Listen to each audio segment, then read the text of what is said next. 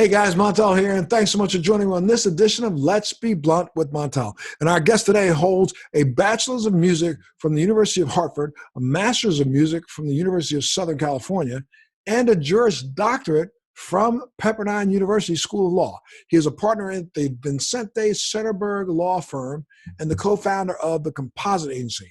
He's a recognized thought leader in the California cannabis and entertainment communities, and is so happy, I'm so proud and happy to have him here with us today. Please welcome Mr. Jeffrey Walsh. Thanks so much, Jeffrey, for being here and joining me on Let's Be Blunt with Montel. Not at all, Montel. Pleasure to meet you, man, and thanks so much for having me on. So now, Jeffrey, this is kind of strange, buddy. I mean, you got involved in cannabis kind of as an afterthought. You started off in music, then got a law degree, then decided to work in cannabis. Why don't you explain how that happened? Sure. So, I moved out to Los Angeles with the intent of being a studio musician. You know, music was sort of the one thing in my life that, I was gifted by God with. Music came easy to me. Wanted to, teach, record, and perform professionally, all of which I was able to do once I moved out to Los Angeles. The reality was once I started taking more and more gigs, I continued to get frustrated seeing the agents and managers leave in nicer cars and have nicer qualities of life. And so I thought, you know what, I'm going to go to law school and I'm going to sort of work on the business side of music, become an entertainment lawyer. And that's what sort of led me to Pepperdine to pursue law. Why don't you have brag a little bit? Talk a little bit about who are some of the musicians you did some sessions for. Sure. A couple episodes on Family Guy. I performed with the Hollywood Bowl, and I was first sub with the LA Phil harmonic while I was performing. Had a roster of about 10 students at the time. Got to tour around the world with the New World Symphony, who's based out of Miami, Florida. And so, music was an avenue for me to tour the world. Very, very grateful for that. But after a couple of years, I sort of realized that the upside on becoming a lawyer and practicing as an agent or an entertainment lawyer was something that I think ultimately I was going to be happier with. So you went ahead and went into law to pursue a career as a manager agent. Went to work for William Morris Agency, right? That's right. So post graduation, so I ended up not to sort of backtrack, but I ended up discovering cannabis my first year of law school. But post graduation, I still had to sort of get that entertainment bug out of me. And with the opportunity to work at William Morris Endeavor, I had to take advantage of that. And I spent about 2 years there, and it was essentially like getting a master's degree in the entertainment industry. I know that you've worked with them in the past, and for me it was really, really cutting my teeth in the industry. The pace of work there is exceptionally high. I was fortunate enough to have tremendous mentors there, Courtney Braun and Brian Cohen. Courtney is sort of number 2 in business and legal affairs there. Brian Cohen is a partner in the personal appearance department. And that really sort of helped, I think, teach me how to be a leader, not to be afraid. And the reality that if you want to get where you're going, it takes a lot of hard work, right? Blessings are blessings, and some people are blessed with certain things that others aren't. But at the end of the day, if you want to get where you're going, you got to put in the time. And that really, really sort of taught me what I had to do to get to the place I wanted to be in life. And so I had a wonderful experience there, worked my tail off, but I wouldn't change that experience for the world. And you, back then, while you were working at Telev, you said you came to the cannabis experience your first year of law school. So I assume that cannabis experience continued while you were there. Yes, sir. Yeah, so really, really started working in cannabis back in 2010. That was my first year in law school. Back in 2010, there wasn't a licensed cannabis industry, right, in California. And so the role of a lawyer in cannabis at the time was keep your clients out of jail, right? And there were some affirmative defenses in place. California sort of passed the first medical marijuana laws in the country back in 1996, and then evolved those in 2003. And so we were working with a finite set of laws at the time. But my goal when I went to WME, and people thought I was crazy at the time, Montel, because I started working there in 2013. And I told everyone, hey, I want to be the world's first cannabis-focused talent agent, and I was a little too far ahead of the curve at the time. But I certainly, I think, began to carve out a little niche for myself there as being, what was hopefully a bridge between the entertainment and cannabis communities. And that was really my sort of thesis behind wanting to go to WME, not only to sort of try my hand at the entertainment community, but also to see if I could do something that no one else had yet done. Wow. Wow. And okay, so but again, now you were just dabbling a little bit in those first couple of years there in WME, working more as an agent of what an agent would normally do.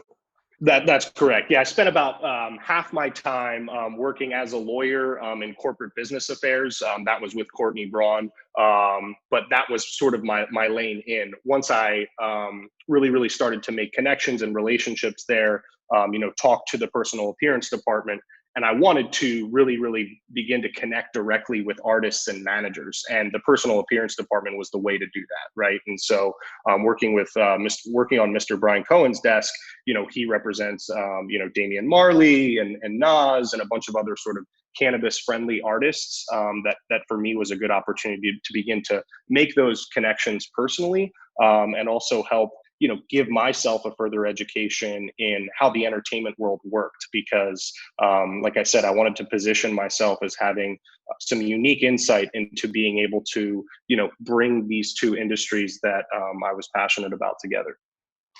Now, yeah, but back then you're not kidding. That was a really complicated time in the industry. Talk a little bit about some of the challenges you first faced.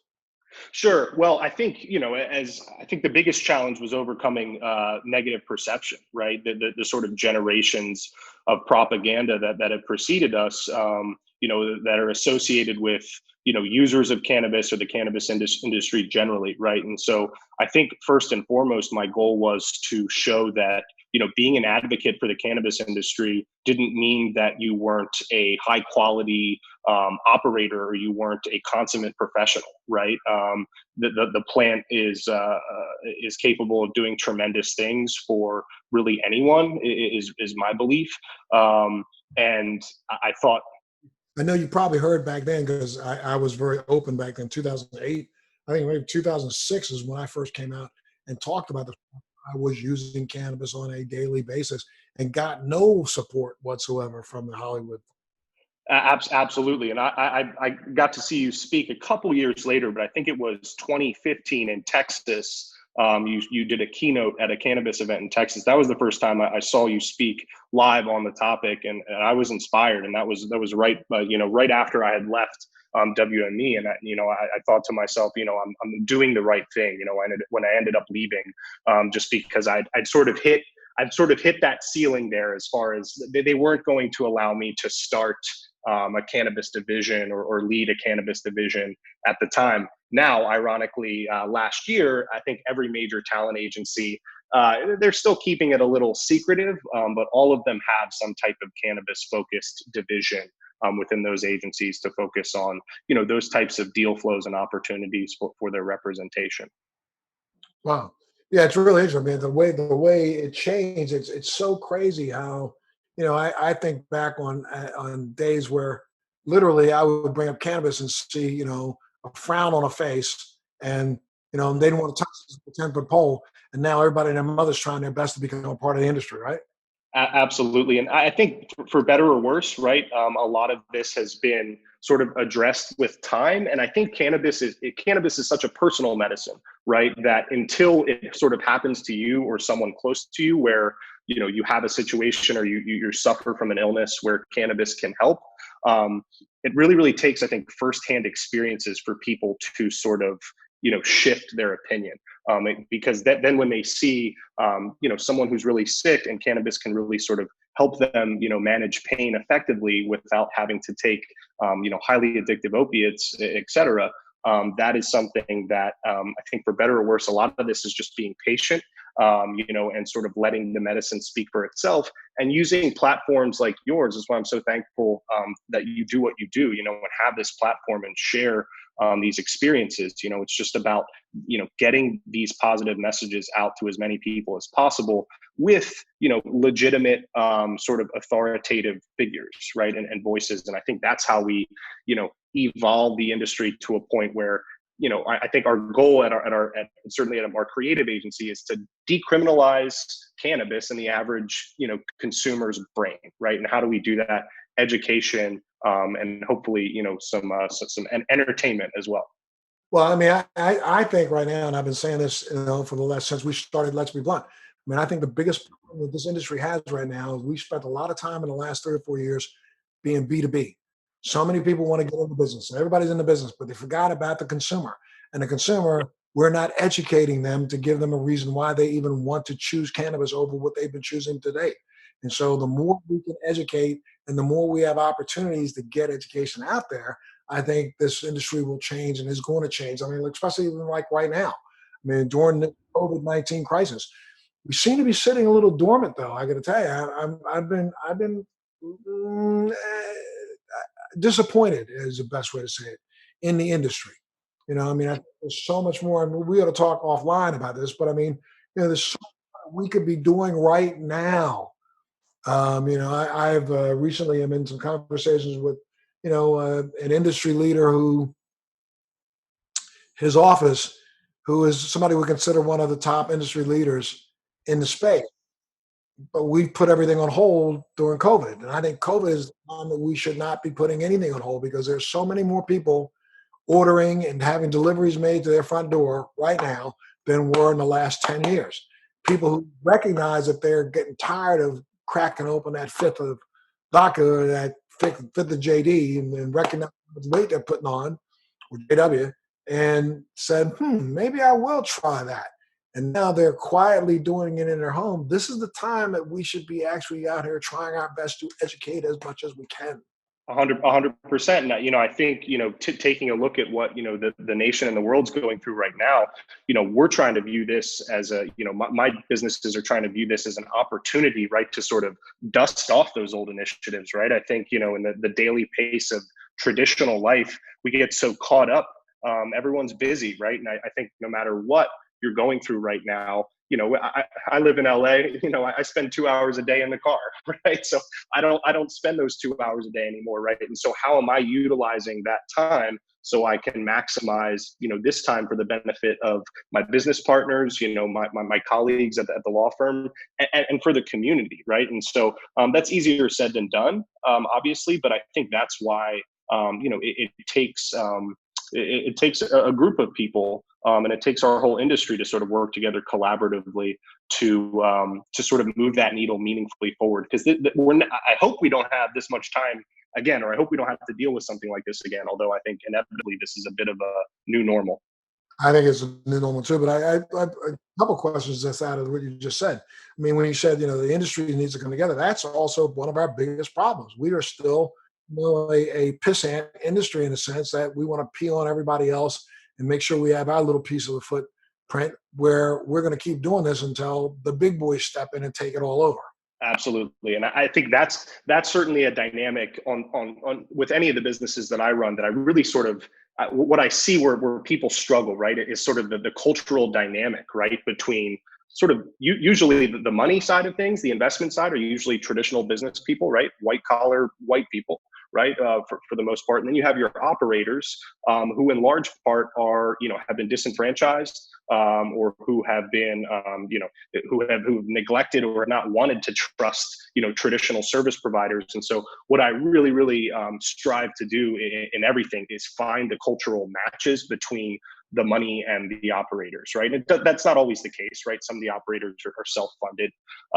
But I think, a lot of what I do are partnership breakups, right? Because people end up in this industry needing to get capitalized quickly. And so they take the first money that comes into the door, they get married before they date, right? And then, 6 months down the line, they realize they hate each other. And so I think, I really, really strive to do a great job in finding, great fits, amongst whether it's investors and operators or, ancillary service providers and operators. That's something that I think is crucially important. And that's how myself as a lawyer, right, you wouldn't really typically think of a lawyer as someone like a deal maker per se, right? In the entertainment industry, you would, but in a traditional legal industry, you wouldn't. And that's something that I've really, really tried to focus, my legal career on is helping to ensure and create a reputation, for myself and my businesses as one that really strives to be good professional matchmakers, essentially. Right. Well, I mean, I think one of the things, again, we'll talk offline on this, but I think one of the areas that we've been working in and working very diligently at for now 20 years has been the education side of this business and making sure that people get educated as to, even the basics about what we're doing. I mean, we really got to start convincing medical schools across this country to start teaching what they should have been teaching in the last 30 years, and that's about the endocannabinoid system, the fact that this is not as foreign a product as most people think it is. But we also, once we educate the educators, we have to educate the masses. I mean, baby boomers out there who could probably use this more than anyone had been living a life based on misinformation and and lies, and we need to have to take the time now to re-educate them and get them understanding that this is probably 20 times better for them than anything that they have in their prescription medicine cabinet. Absolutely. Well, and on the education side, just from a amount of products and SKUs at this point, right? Imagine starting from scratch today, right? If you and I said, okay, hey, let's go to a dispensary or let's pull up a delivery service. You've got tinctures, you've got gummies, you've got creams, you've got dozens of strains of cannabis. You've got your vaporizer cartridges. That's overwhelming, right? I mean, for a lot of people who don't know where to start, and I think a lot of the time, I mean, my advice is always just what's your needs, right? Like so if you try to sort of address the needs specifically, if your knee's hurting, then you probably don't have to smoke a joint, right? You could, but a THC topical on your knee is probably going to be more immediately effective than just smoking cannabis or vaping cannabis, right? Not necessarily, but that it's that just like basic education, like you're just talking about, is so crucial. And where I sort of see the baby boomer generation sort of needing or having the opportunity to use cannabis for the most beneficial purposes medically, there's just that gap, right? Because they may have consumed cannabis, back in their college years, 60s and 70s, but the cannabis is very different than it was back then as far as the amount and the potency, and the products you have, like I just mentioned, are infinitely greater than what was available back then. And so readily agreed. And that's certainly something my agency likes to focus on is, on the education side, crystal clear marketing and education efforts to help arm the consumer. Because if you go into a traditional dispensary, and this isn't a knock on any bud tenders, bud tenders are extremely important to our space, but they're not expected, nor should they be experts, on everything. A lot of them aren't experts or even baseline knowledgeable, which is really kind of crazy.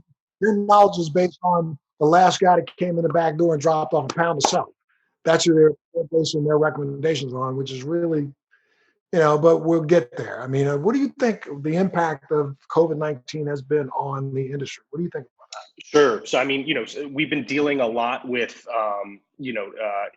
despite being, ruled an essential business, here we have, I would say certain operators who were able to carve out their market share prior to COVID are actually doing quite well. And by those operators, I mean, cultivators, manufacturers of very sort of prominent brands and dispensaries. The challenge has been for all of the smaller businesses who weren't really able to carve out their market share. They can't sort of survive, a couple months without taking revenue in. And so, we've been looking at, unfortunately, a lot of businesses are having to drastically, diminish their operations, look at, letting go of some of their sales staff or some of their team, trying to potentially pivot to like the CBD or hemp space because there are less sort of legal hurdles to get through.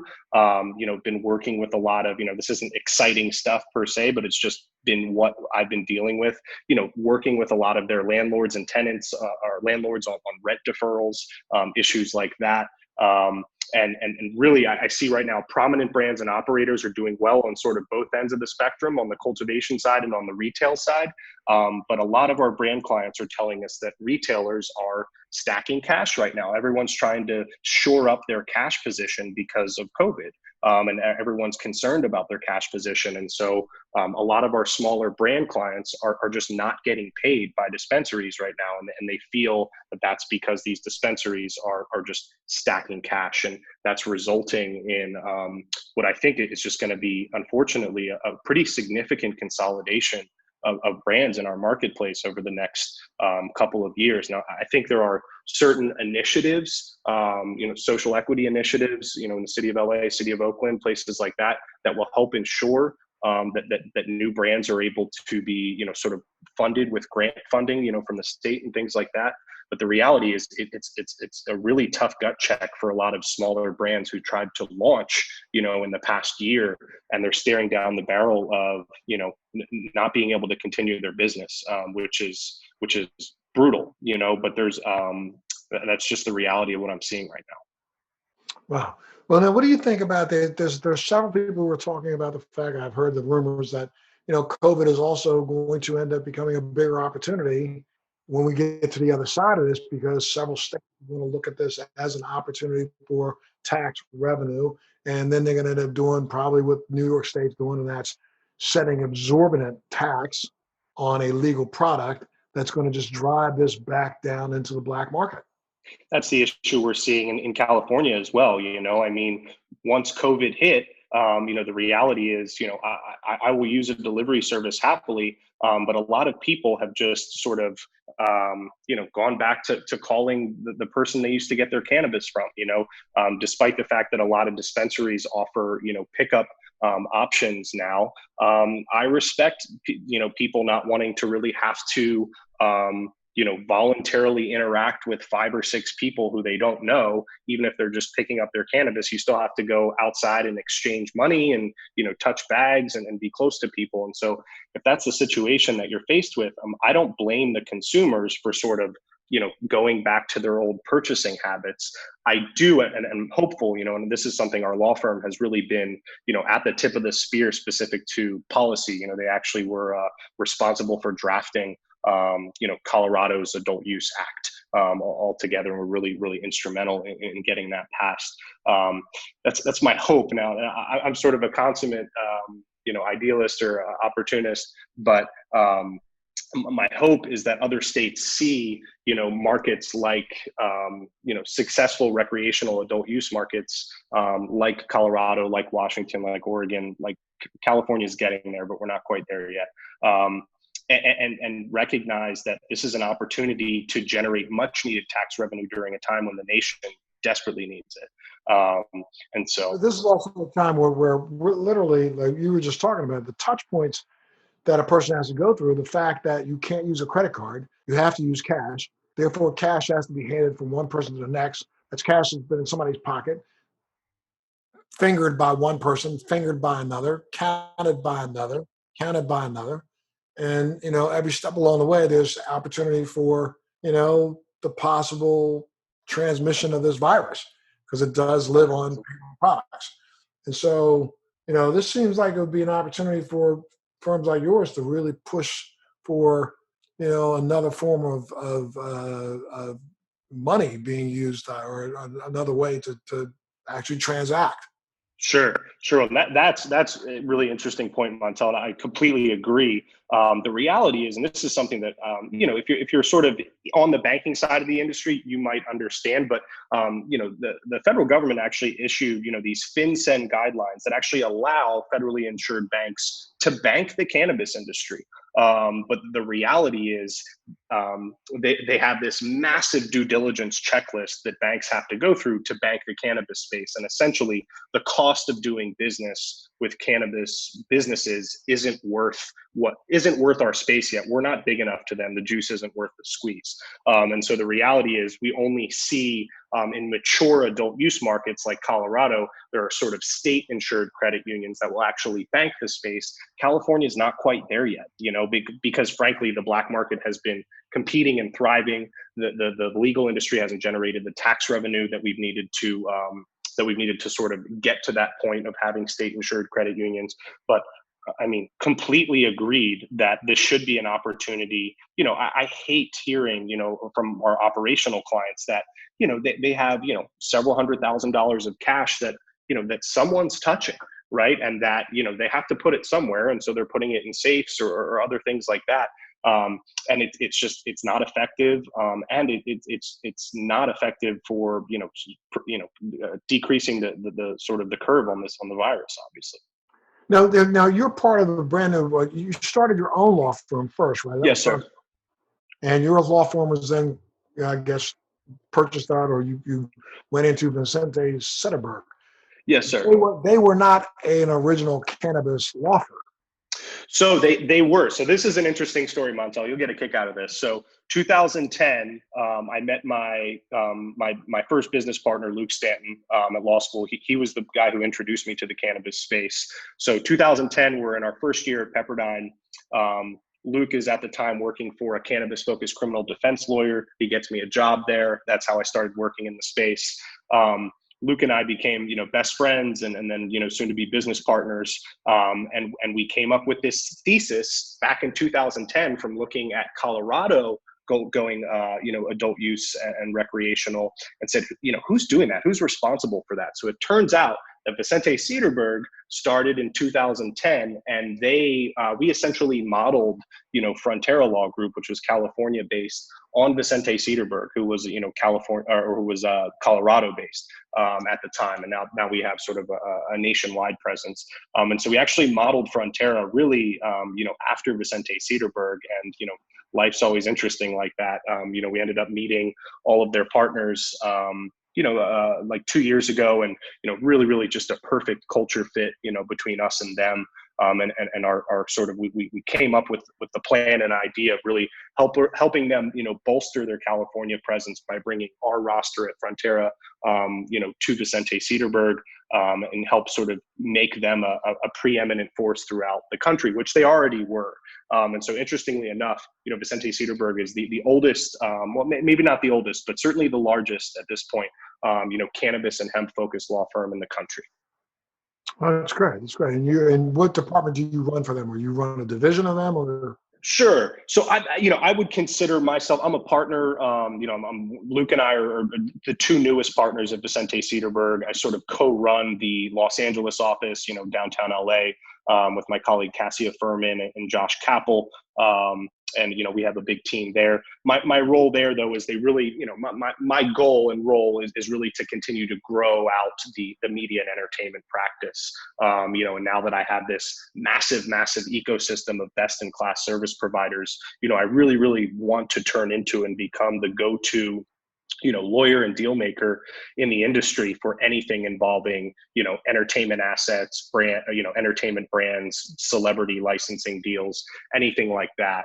And so that's really, really my focus. But a day in the life of a cannabis lawyer, I'd say is pretty similar to a day in the life of an entertainment lawyer. On any given day, I'm doing some compliance work, some regulatory work, some corporate work, some, intellectual property work, real estate, employment law. It's kind of everywhere, right? It's sort of a generic term that encompasses a lot of different things. But my passion and goal is really, really to, flesh out and grow that entertainment practice to something, really, really prominent.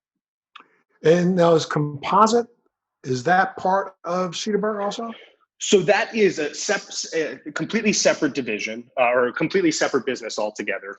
Different business partners. I met my partners in Composite while I was still at Frontera.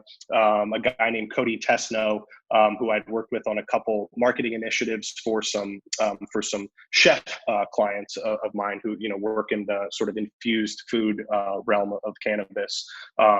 He approached me and said, "Hey, I want to start a full service creative agency, focused on cannabis and hemp." And I said, stop what you're doing right now and let's partner up, because, we'd always had a good rapport.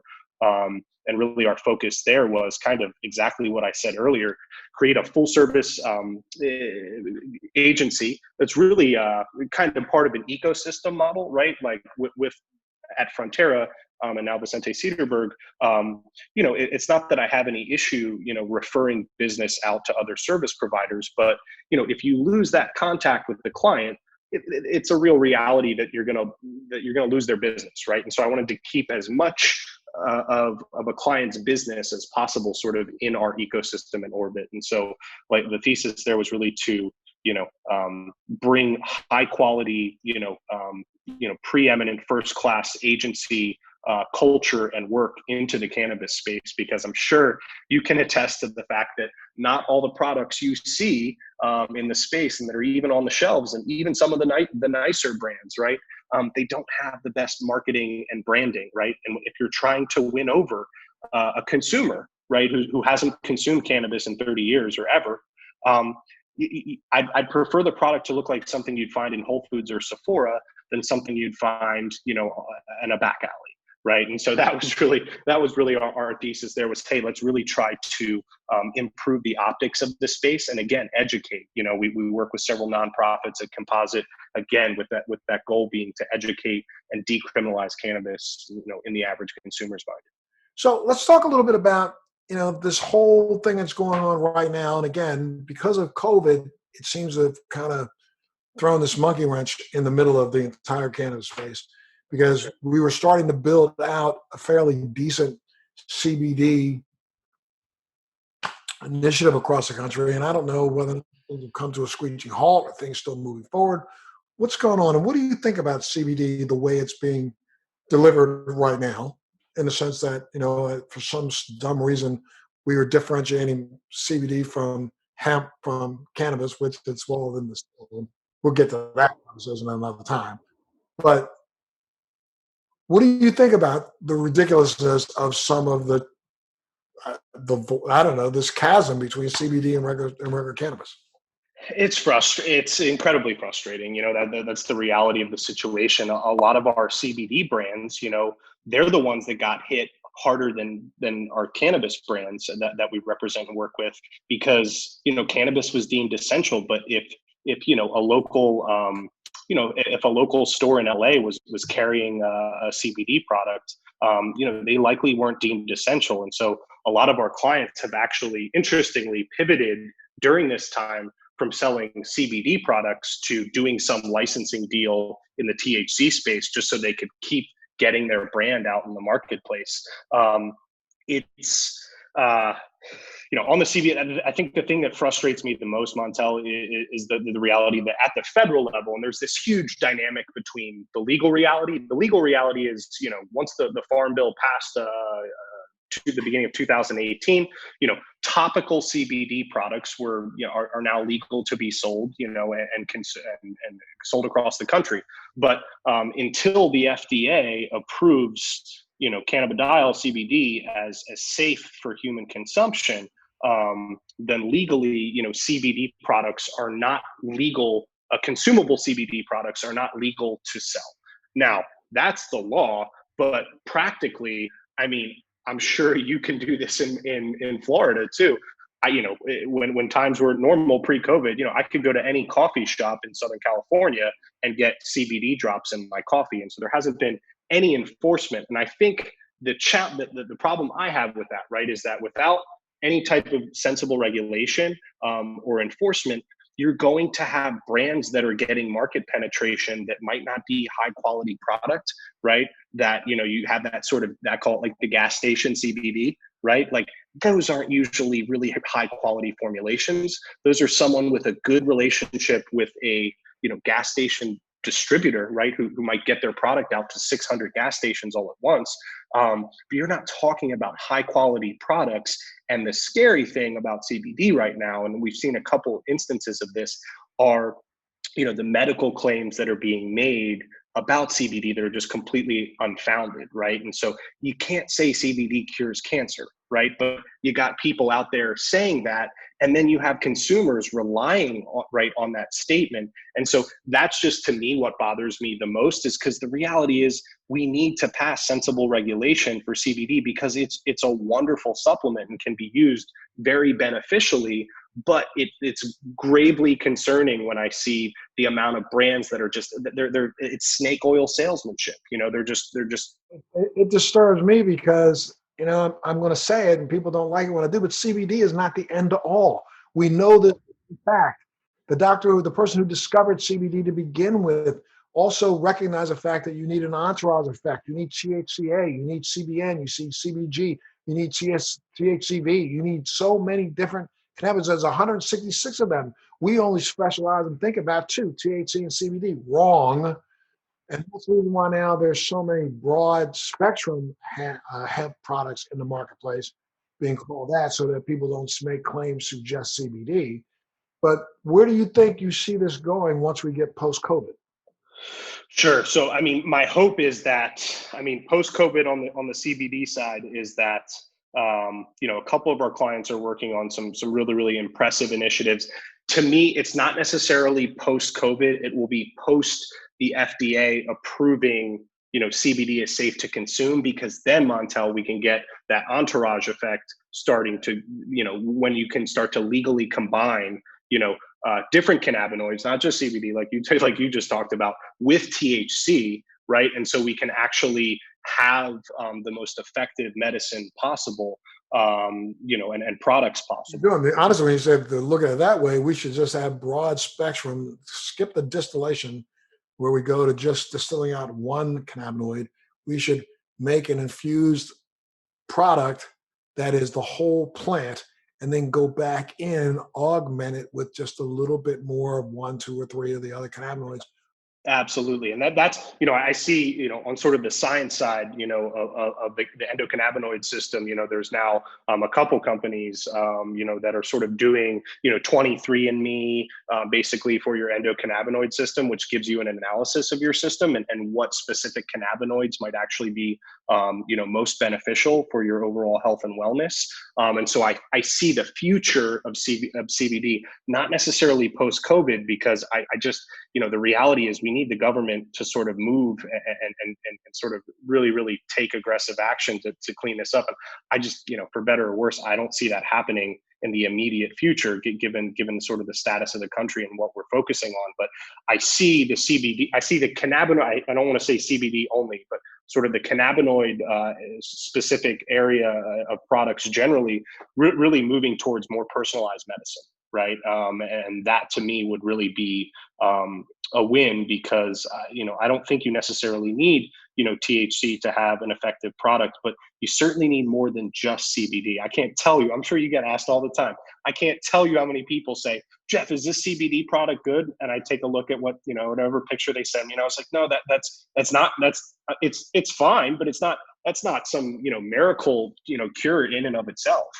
But see, but I believe that just because if you go back to the original research and the original Dr. Bashoon, who discovered this, he stated at the time he discovered it, it works in an entourage effect. You may not need 90% THC to drive CBD, but you need THC, THCA, some CBG, and some of the other cannabinoids in there to actually drive that and help it permeate the cell wall. We know that now for a fact. It's not entering, it's not being as efficient as it could be if in fact you were to have the entire spectrum together. And then that spectrum together doesn't have to be at the highest levels. Just that's what helps. It's like a taxi cab. A taxi cab needs four wheels. You know what I mean? Four wheels are some of the other cannabinoids. You pull one wheel off, it's not going to get down the hot road very well. So, but what's sitting in that taxi cab is the CBD, and that's being driven by the other cannabinoids. Absolutely. No, couldn't. I mean, obviously, that those are just facts, at this point. And it'll be, it'll be interesting to see where it goes. But I think, one hope that I feel like if we come out of this, if some of those snake oil, snake oil products, gas station CBD products, kind of die on the vine as a result of this, that to me wouldn't be the worst outcome. Not that I want to see businesses fail in any respect. That's not my goal, but I don't want to see consumers taking, mediocre products that have no medical veracity or positive effect at all. Yeah, especially when some of those products, you're talking about the gas station products that say CBD, don't have any CBD in them at all. Well, you got that too. You're just taking, hemp oil, right? Or right. Hemp oil extract. Yeah, correct. Which is nothing. Yeah. So, well, look, your passion started off as music. Are you getting an opportunity to do anything in music still? I am, yeah. Fortunately, sort of the last couple years, I've really sort of pivoted to, performing basically by myself more often. So I discovered sort of the electronic side of music, and started producing and DJing my own sets. And so, pre-COVID and hopefully post-COVID, once we're in a safer place, I, get to perform as a saxophonist either with DJs or, my true passion is sort of doing live DJ sets where I'm mixing and playing saxophone, with the melody at the same time. And so I get to do that, like I would say, once every 4 to 5 weeks, when things are normal. But right now I'm getting that extra 2 hours that I mentioned earlier is a good opportunity to sort of get in my shed. I have a nice little music studio here at the house, and I'm starting to get my fingers back under me, really for the first time in a long time. And so, that's been good for certainly my mental health and the creative side of who I am. And, that's just something I'll never be able to stop doing, because I'm just, music is a fundamental part of my being. Well, anything that I did not ask you, what would you like to discuss that I didn't ask you? I think, I mean, we've covered a lot of it. I would like to. I don't want to get too political, but I would like to just mention that with what's been going on right now up in Minneapolis, that my heart goes out to that young man's family. I'm sure you've been watching, what's going on there.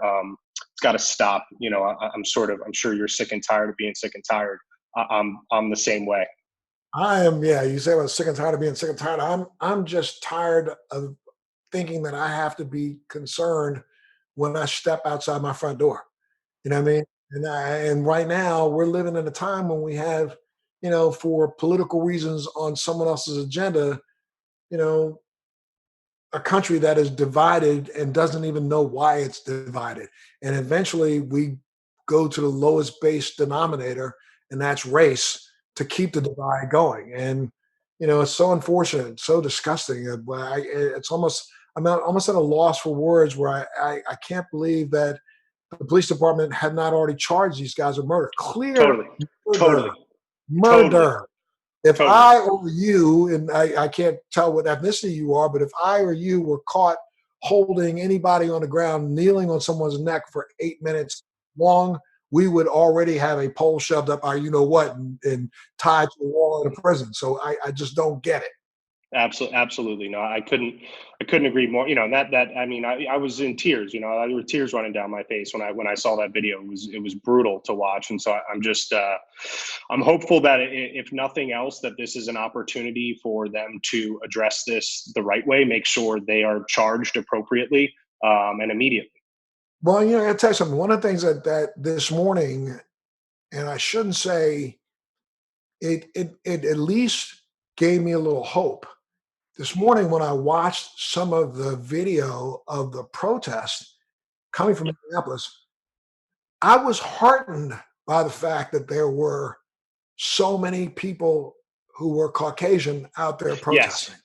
yes, I was heartened by the fact that finally something disgusts people enough to make them say enough is enough. We don't all want to be, what in less than 3 weeks we've had two murders and another woman in New York City calling the cops on a guy just because he wanted to put a dog on a leash. You had the other gentleman that was just shot to death or with a shotgun because he was committed a crime of being black while jogging.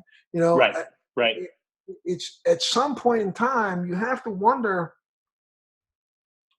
when do other people say enough is enough? I mean, it's not just left up to, I feel like I can scream at the top of my lungs every single day, but I'm just another, there he goes again, one of the black men, running his mouth and arguing for argument's sake. No, I'm just praying and wishing that more people come together and say, this is wrong. And that was heartening today to see the fact that there were so many different people of so many different backgrounds out protesting. And protesting, I don't want to see violent protests in America. No, yeah, totally, totally.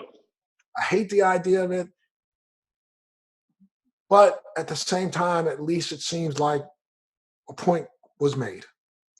Agreed wholeheartedly. And I think, at this point, you're starting to see, white people, kind of also agreeing enough is enough. And when you're silent, like you're not to blame if you're silent, but if you're not participating and standing with, your community, I think you have to acknowledge some blame there as well, right? If you're not participating in whether that's spreading education and knowledge or dissatisfaction with what's going on, I think at this point the white community does need to. And I'm Montel. I'm half Italian and half Irish, and I kind of hide it with this big beard here, but.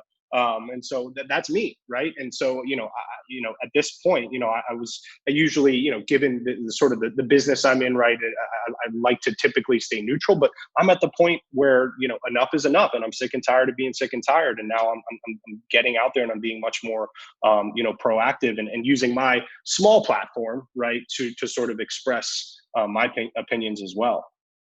I gotta tell you though, I wish those other, there was only one guy with a knee on a neck. There were three guys watching, and those other three cops that were standing there watching are just as culpable as the one with the knee on the neck. 100%. Until we get, I understand the blue wall of silence, and I understand the fact that, these first responders need to stay together and stand together, but they can't stand for ignorance. They can't.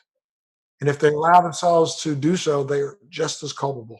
So, my friend, I can't say thank you enough for being here today, sharing with us. And I'm telling you, you said so much in this podcast today with Let's Be Blunt that I and my office is definitely going to reach out to you, because I think there's some things that we could definitely do synergistically to help move this and keep this movement moving forward.